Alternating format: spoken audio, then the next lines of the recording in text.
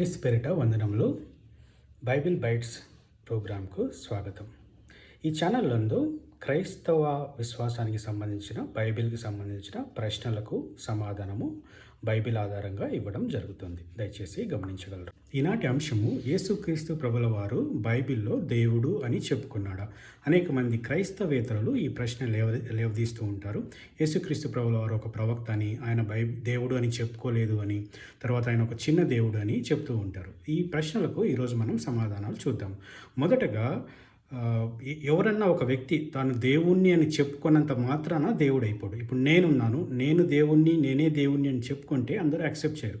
లేదా ప్రశ్న అడిగేవాళ్ళు నేను దేవుణ్ణి అని వాళ్ళు చెప్పుకున్నంత మాత్రాన దేవుడు అయిపోరు. సో వాళ్ళ గుణ లక్షణాలను బట్టి, వాళ్ళ జీవిత విధానాన్ని బట్టి, వాళ్ళ గురించి ఉండే ప్రవచనాలను బట్టి, వారు చెప్పిన మాటలను బట్టి, ఇతరత్ర అంశాలను బట్టి మనం దేవుడు అని డిసైడ్ చేస్తాం. బైబిల్ గ్రంథము యేసుక్రీస్తు ప్రభుల వారిని స్పష్టంగా దేవుడు అని చెప్తూ ఉన్నది.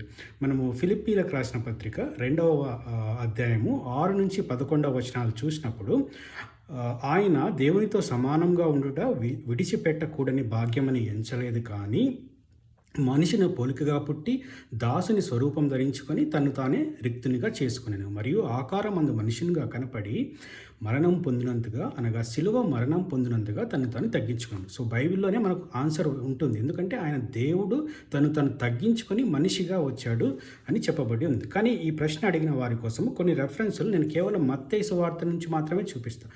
అన్ని గ్రంథాల్లో దేవుడు, యేసుక్రీస్తు ప్రభుల వారు దేవుడు అని చెప్పబడుతూ ఉంది, కానీ అన్నీ చూడలేం కాబట్టి సమయాభావం వల్ల కేవలం ఒక మత్తయి గ్రంథం, నూతన నిబంధనలోని మొదటి గ్రంథంలోనే మనకు ఆన్సర్లు దొరికిపోతాయి. చూద్దాం. సో మొదటిగా మత్తయి సువార్త 4వ అధ్యాయము 7వ వచనం. ఇక్కడ సందర్భం ఏమంటే, అపవాది దుష్టుడు సాతాను యేసుక్రీస్తు ప్రభువును శోధించేదానికి వస్తే యేసుక్రీస్తు ప్రభువారు తన నోటితో ఏం చెప్తున్నాడో చూడండి. ప్రభువైన నీ దేవుని నీవు శోధింపవలదు. ఆన్సర్ దొరికిపోయింది మనకు. ఇక్కడే ఉంది. నీ దేవుని నువ్వు శోధించొద్దు అంటే నువ్వు నన్ను శోధిస్తున్నావు, నేను దేవుణ్ణి, నన్ను శోధించొద్దు అని యేసుక్రీస్తు ప్రభువారు చెప్తున్నారు. కొంచెం మనము జ్ఞానం ఉపయోగించి వచనాలన్నీ చూసామంటే యేసుక్రీస్తు ప్రభుల వారు స్పష్టంగా దేవుడు అని చెప్పుకున్నాడని మనకు అర్థమవుతుంది. అలాగే మత్తయి సువార్త 10వ అధ్యాయము 39వ వచనము, నా నిమిత్తము తన ప్రాణం పోగొట్టుకునేవాడు దాన్ని దక్కించుకును. నా నిమిత్తము, దేవుని నిమిత్తం అనడం లేదు కదా. ఒకవేళ ఈయన ప్రవక్త అంటే దేవుని నిమిత్తం ప్రాణం పోగొట్టుకునేవాడు అని, కానీ నా నిమిత్తముని తన అధికారాన్ని చూపిస్తున్నాడు. అలాగే మత్తయి సువార్త 11వ అధ్యాయము 9వ వచనము, ప్రవక్త కంటే గొప్పవాణినని మీతో చెప్పుచున్నాను. తనను తాను ప్రవక్త కంటే గొప్పవాడు అని చెప్పుకుంటున్నాడు యేసుక్రీస్తు ప్రభువు. 11వ అధ్యాయము 28వ వచనం, ప్రయాసపడి భారం మోసుకొనుచున్న సమస్త జనులారా నా యొద్దకు రండి, నేను మీకు విశ్రాంతి కలుగచేతును అని చెప్తున్నాడు. దేవుడు విశ్రాంతి మీకు ఇస్తానని చెప్పట్లేదు. నా యొద్దకు రండి, నేను మీకు విశ్రాంతి ఇస్తానని చెప్తున్నాడు. అంటే ఆయన దైవత్వాన్ని చెప్తూ ఉన్నాడు. అలాగే 12వ అధ్యాయము 6వ వచనము, దేవాలయం కంటే గొప్పవాడు ఇక్కడ ఉన్నాడు. దేవాలయం కంటే గొప్పవాడు ఎవరు ఉంటారండి? దేవాలయం కంటే గొప్పవాడు దేవుడే ఉంటాడు. అదే చెప్తున్నాడు ఆయన. సో నేను దేవాలయం కంటే గొప్పవాడిని, నేను దేవుణ్ణి అని చెప్తున్నాడు. అదే మత్తయి సువార్త 12వ అధ్యాయము 8వ వచనము, మనుష్య కుమారుడు విశ్రాంతి దినమునకు ప్రభువై ఉన్నాడు.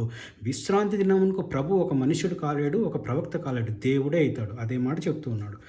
అదే మత్తయి సువార్త 16వ అధ్యాయము 16వ వచనము, పేతురు నీవు సజీవుడైన దేవుని కుమారుడైన క్రీస్తువు అని చెప్తున్నాడు.